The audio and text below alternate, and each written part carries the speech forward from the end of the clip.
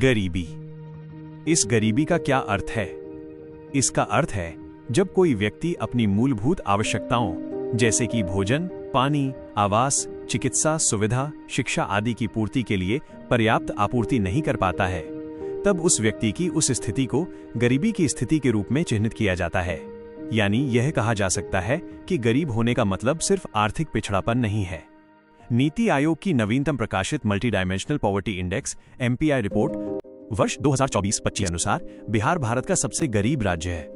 गरीबी रेखा के नीचे रहने वाली आबादी के प्रतिशत के मामले में ये राज्य शीर्ष स्थान पर है। बिहार कई वर्षों से इस स्थिति को बनाए हुए है। भारत के सबसे धनी राज्य के रूप में मान्यता प्राप्त महाराष्ट्र की भारतीय अर्थव्यवस्था में लगभग 13% भागीदारी है, जिसका मूल्य लगभग 42.67 लाख करोड़ रुपए है। वहीं दूसरी ओर बिहार का योगदान केवल 8.54 लाख करोड़ रुपए है, यानी लगभग 2.89%। बिहार की वर्तमान अनुमानित जनसंख्या लगभग 13.04 करोड़ मानी जाती है। नीति आयोग के अनुसार इस विशाल जनसंख्या का लगभग 51.91% यानी आधे से अधिक मल्टी डायमेंशनली पुअर हैं, यानी वे शिक्षा और सुविधाओं के मामले में काफी हद तक वंचित हैं। आज हम इसके विशेष कारणों को कुछ अध्यायों के माध्यम से जानेंगे। शुरू करने से पहले अगर आप हमारे चैनल पर नए हैं तो चैनल को सब्सक्राइब करें और बेल बटन पर क्लिक करें ताकि इस तरह के सूचनात्मक वीडियो आप तक आसानी से पहुंच सकें। तो चलिए बिना देर किए शुरू करते हैं। बिहार की सबसे बड़ी समस्याओं में से एक सबसे प्रमुख है बुनियादी ढांचे की कमजोर स्थिति। हाल ही में यहाँ की इस दुर्दशा का एक वीडियो बहुत वायरल हुआ था, जिसमें देखा गया था कि एक नया बना पुल, जिसका काम ठीक से पूरा भी नहीं हुआ था, वो पल भर में ढह गया। ठीक ऐसी ही बुनियादी ढांचे की स्थिति बिहार में देखना कोई दुर्लभ दृश्य नहीं है। टूटी फूटी सड़कें, यहाँ तक कि हाईवे पर भी बड़े बड़े गड्ढे यहाँ अक्सर दिखाई देते हैं।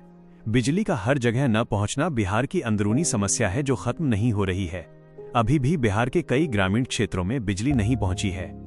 यहाँ तक कि कई शहरी क्षेत्रों में भी अत्यधिक लोड शेडिंग की स्थिति देखी जाती है, जो इसकी प्रगति में बाधा डाल रही है। शुद्ध पेयजल, पर्याप्त भोजन, कपड़े, चिकित्सा सुविधाओं का भी भारी अभाव है। पर्याप्त लॉजिस्टिक सपोर्ट न होने के कारण यहाँ के लोगों को काम की तलाश में दूसरी जगह जाना पड़ता है। न ही ठीक से रेल सेवा है और न ही एक भी अच्छी तरह से रखरखाव वाला हवाई अड्डा जो परिवहन में सहयोग करेगा। क्या इस तरह कोई राज्य आगे बढ़ सकता है? कतई नहीं। आगे बढ़ने के लिए पहले चाहिए अच्छी संचार सेवा, उन्नत परिवहन और आधुनिकता के साथ तालमेल, जो बिहार में अत्यंत कम है। 2025 के अनुसार बिहार के कुल हाईवे का 72% अभी भी 2 या 1 लेन वाला है। राज्य सरकार ने घोषणा की है कि ग्रामीण सड़कों का लगभग 25% बहुत खराब स्थिति में है। शहर की कुल सड़कों का केवल 0.69% सड़क ही 4 लेन की है। रेल व्यवस्था तो पूरे भारत में खराब है, लेकिन बिहार में इसका एक और उच्च स्तर देखा जाता है। एक हवाई अड्डा है, वो भी ठीक से चलने में संघर्ष करता है। दिन में लगभग 5 से 7 घरेलू उड़ानें ही उतरती और उड़ान भरती हैं, किसी दिन तो वो भी नहीं। इस तरह बिहार का बुनियादी ढांचा बिहार को आगे बढ़ने में बाधा डाल रहा है। अविभाजित भारत की शिक्षा व्यवस्था का केंद्र नालंदा, तक्षशिला जैसे विश्वविख्यात शिक्षण संस्थान थे और महान गणितज्ञ आर्यभट्ट भी बिहार से ही थे। लेकिन समय के साथ बिहार के काले इतिहास के पन्नों में उसकी शिक्षा का इतिहास मिट गया है। वर्तमान में बिहार की शिक्षा व्यवस्था का बुनियादी ढांचा ऐसे स्तर पर पहुंच गया है कि युवा वर्ग शिक्षा में अरुचि दिखा रहा है। अभिभावकों की अशिक्षा के कारण नई पीढ़ी की शिक्षा में गिरावट, गरीबी की मजबूरी, ग्रामीण क्षेत्रों में लड़कियों को शिक्षा से वंचित रखना, शिक्षा में राजनीति को प्राथमिकता देना जैसे कारणों के साथ बुनियादी ढांचे की समस्या भी है। पर्याप्त संख्या में शिक्षण संस्थानों की कमी, शिक्षकों की कमी, शिक्षा में आधुनिकता की अनुपस्थिति, सब मिलकर जैसे एक नहीं का समागम है। वर्तमान में सरकारी आंकड़ों के अनुसार बिहार में छात्र और शिक्षक अनुपात 30:1 है, यानी 30 छात्रों के लिए सिर्फ 1 शिक्षक। राज्य में ड्रॉप आउट, पढ़ाई छोड़ देने वाले की संख्या लगातार बढ़ रही है।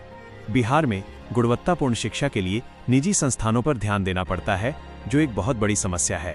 सभी वर्गों के लोगों के लिए इन्हें वहन करना संभव नहीं होता, जिसके परिणाम स्वरूप मानव शिक्षा में गंभीर गिरावट देखी जा रही है। बुनियादी ढांचे के पिछड़ेपन के कारण बिहार में परिवहन और संचार माध्यमों की स्थिति बहुत ही संकटपूर्ण है। इस राज्य में वर्तमान में कोई भी उद्योग तो विकसित हो ही नहीं रहा है, बल्कि जो कंपनियां यहाँ थीं, वे भी दिन ब दिन गुजरात, हैदराबाद, राजस्थान जैसे अन्य स्थानों पर जा रही हैं। रामेश्वर जूट मिल समस्तीपुर बिहार की सबसे पुरानी और पारंपरिक औद्योगिक इकाइयों में से एक थी। इसे 1 नवंबर 2025 से अनिश्चित काल के लिए बंद घोषित कर दिया गया है। कभी बिहार के औद्योगिक गौरव का प्रतीक माना जाता था। एक समय में इस कारखाने में लगभग 8,000 श्रमिक काम करते थे और दैनिक 80 टन जूट का उत्पादन होता था। बंद होने के कारण सैकड़ों श्रमिक बेरोजगार हो गए हैं और स्थानीय अर्थव्यवस्था को गंभीर रूप से नुकसान पहुंचा है। इसी तरह पिछले 5 वर्षों में 2000 से अधिक कंपनियां बिहार छोड़कर अन्य राज्यों में चली गई हैं। इसलिए बिहार की विशाल श्रमिक टीम काम की तलाश में दूसरे राज्यों में पलायन करती है। एक पुराने सर्वेक्षण के आंकड़ों के अनुसार बिहार से दूसरे राज्यों में गए प्रवासी श्रमिकों में से एक बड़ा हिस्सा आमतौर पर पश्चिम बंगाल 21.4%, झारखंड 20.5%, दिल्ली 13.8%, उत्तर प्रदेश 11.8%, महाराष्ट्र 6.9%, पंजाब 4.5%, हरियाणा 4.5%। इसके परिणाम स्वरूप बिहार की अर्थव्यवस्था के ग्राफ में गिरावट आना बहुत स्वाभाविक है।